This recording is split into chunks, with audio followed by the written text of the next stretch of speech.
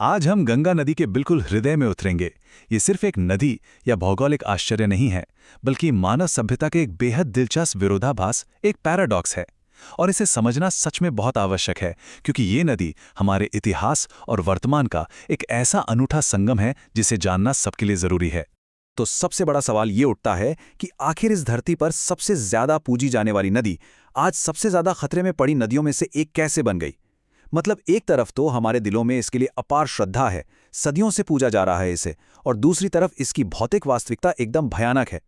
ये जो विरोधाभास है ना, ये बेहद गहरा है और सच में हमें सोचने पर मजबूर कर देता है।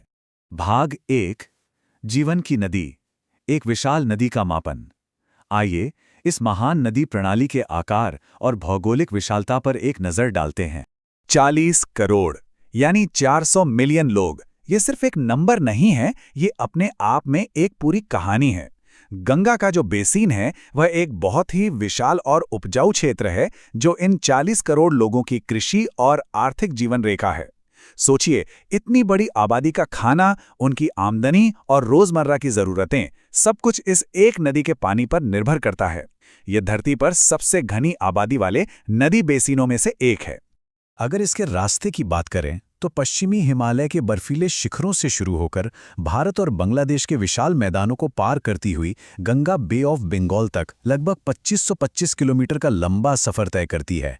और जब इसमें ब्रह्मपुत्र और मेघना जैसी विशाल नदी आकर मिलती है ना, तो पानी के बहाव या डिस्चार्ज के हिसाब से ये पूरी दुनिया का दूसरा सबसे बड़ा रिवर सिस्टम बन जाता है। इसका आकार और बहाव सच में हैरान कर देने वाला है। भाग 2, पवित्र मां गंगा, भौतिकता से परे पवित्रता। भौगोलिक तथ्यों से आगे बढ़कर अब हम उस गहरे पौराणिक और आध्यात्मिक महत्व को समझेंगे जो हिंदू धर्म में इस नदी को प्राप्त है। पौराणिक कथाओं में गंगा के पृथ्वी पर आने की कथा, जिसे अवतारणा कहते हैं, बेहद रोचक है।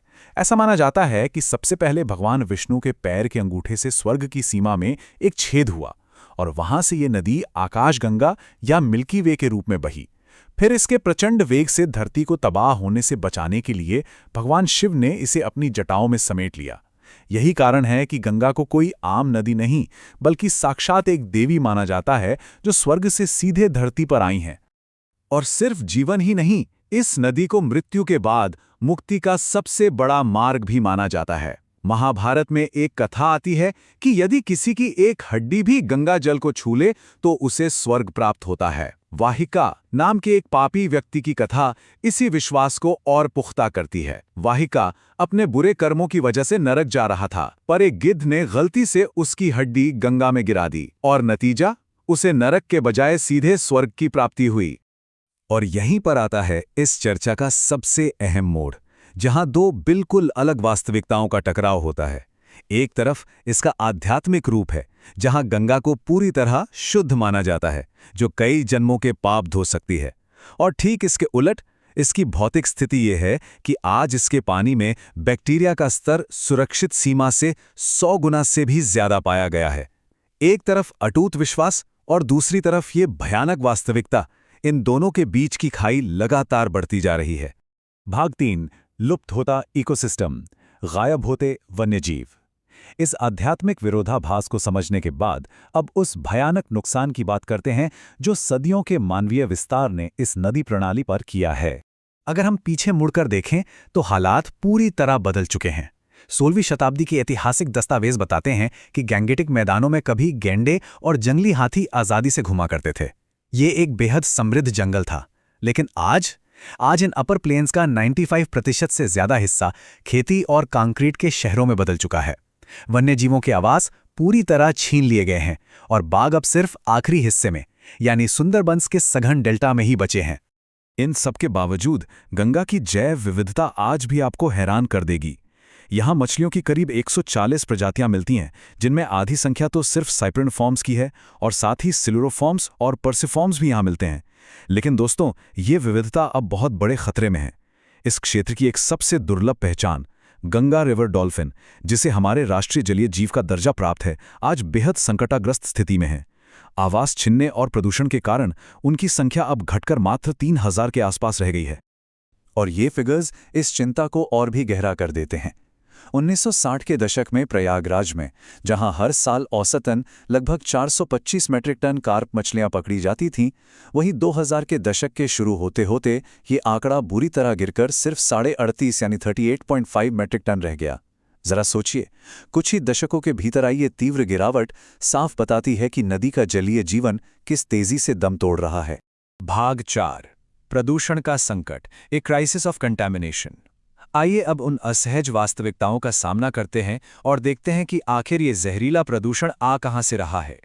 इस महानदी का गला घूंटने वाले प्रदूषण के स्रोत हर तरफ फैले हैं। किनारे बसने वाले 40 करोड़ लोगों का रोजाना का असर तो है ही, पर सिर्फ एक शहर वाराणसी की ही बात कर लें तो वहां से हर रोज करीब 20 करोड़ लीटर अनट्रीटेड सूएज सीधे नदी में बहाया जाता है। उसके ऊपर से कारखानों और टैनरीज से निकलने वाले जहरीले रसायन और भारी धातु बिना किसी शुद्धिकरण के पानी में मिल रहे हैं, और धर्म और आस्था के नाम पर चढ़ाए जाने वाले प्लास्टिक, मृत जानवर और यहां तक कि मानव अस्थियां इस पूरी स्थिति को और भी भयावह बना देते हैं।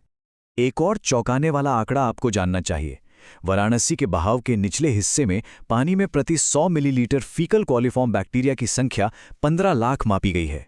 जी हां, 15 लाख, जबकि सरकार के हिसाब से स्नान करने के लिए जो सुरक्षित सीमा तय की गई है वह मात्र 500 है।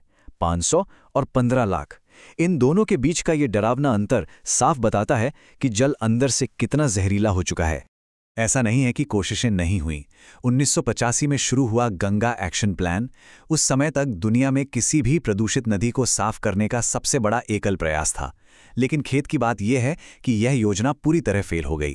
एक्सपर्ट्स पूरी ईमानदारी से बताते हैं कि खराब प्लानिंग, तकनीकी ज्ञान की कमी, भ्रष्टाचार और नदी की साफ सफाई की इन आधुनिक कोशिशों का वहां की सदियों पुरानी धार्मिक परंपराओं के साथ तालमेल न बैठ पाना इसकी नाकामयाबी के मुख्य कारण थे। भाग 5, खतरे में भविष्य, सूखती जीवन रेखाएं।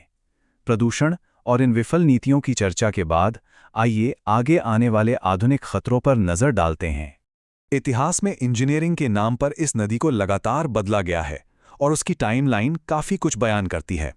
1854 में पानी मोड़ने के लिए विशाल गैंजेस कैनल बनाया गया। फिर 1975 में फरक्का बैरेज खुला, जिसने बहाव को और भी ज्यादा बांध दिया। इन मानव निर्मित बदलावों का नतीजा ये हुआ कि निचले इलाकों में पानी की भारी कमी हो गई। हालात यहां तक आ गए कि 1997 में बांग्लादेश के अंदर नदी का फ्लो अपने सबसे निचले स्तर मात्रा 180 क्यूबिक मीटर पर सेकंड पर आ गिरा। नदी में पानी सूखना आज हमारे सामने एक गंभीर और दुखभरी वास्तविकता है। जरा कल्पना कीजिए, वाराणसी में किसी समय गंगा की औसत गहराई 60 मीटर तक हुआ करती थी, वहीं आज कुछ जगहों पर सूख कर बस 10 मीटर रह गई है। एक इतनी विशालकाय नदी का इस तरह से सिकुड़ना आने वाले कल के लिए एक बेहद डरावना संकेत है, जिसकी शायद आगे चलकर भरपाई भी ना हो सके। और इस सब के ऊपर एक सबसे बड़ा खतरा तो अभी बाकी ही है, और वो जुड़ा है हिमालय और तिब्बत के ग्लेशियर्स से, जो इस विशाल गंगा बेसिन का मूल जल स्रोत हैं। ग्लोबल क्लाइमेट चेंज और बढ़ते तापमान के कारण ये ग्लेशियर्स बहुत तेजी से पिघल रहे हैं। जैसा कि विशेषज्ञ किन दाहे ने ठीक ही चेतावनी दी है कि एक बार अगर ये ग्लेशियर्स पूरी तरह गायब हो गए तो इस पूरे इलाके में पानी की आपूर्ति हमेशा के लिए भारी संकट में पड़ जाएगी। तो दोस्तों, इन सभी वास्तविकताओं को करीब से देखने और समझने के बाद अंत में एक बहुत ही चिंताजनक सवाल हमारे सामने खड़ा होता है। क्या एक ऐसी नदी जिसे सदियों से एक अमर और पवित्र देवी मानकर पूजा गया है, वह इस 21वीं सदी के इन जानलेवा भौतिक खतरों से खुद को बचा पाएगी? ये सिर्फ किसी एक नदी या इकोसिस्टम का सवाल नहीं है। ये उन करोड़ों जिंदगियों और उनके भविष्य का प्रश्न है जो पूरी तरह इसी जीवनदायिनी पर निर्भर हैं।